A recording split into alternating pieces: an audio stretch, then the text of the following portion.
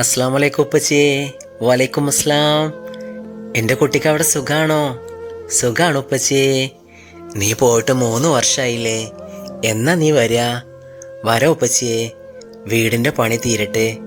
പിന്നെ ഉമ്മാക്ക് സുഖമില്ലല്ലോ, ക്യാഷ് കുറേ വേണ്ടേ?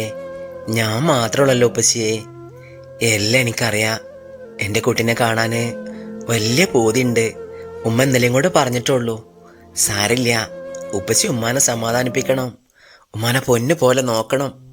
എൻ്റെ ഉമ്മ പാവാണ്, അറിയാം. നിന്റെ വിചാരം മാത്രമേ ഉള്ളൂ. നിന്റെ കാര്യം എപ്പോഴും പറയും. നീ നാട്ടിൽ വന്നിട്ട് നിന്നെ കൊണ്ട് പെണ്ണ് കെട്ടിക്കണമെന്നൊക്കെ പറയുന്നുണ്ട്.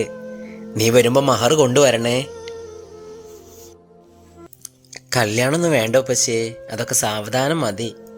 ഉപ്പ അതൊന്നും ഓർത്ത് സങ്കടപ്പെടണ്ട. ഞാൻ എന്നും ഉപ്പാക്കും ഉമ്മാക്കും വേണ്ടി പ്രാർത്ഥിക്കും.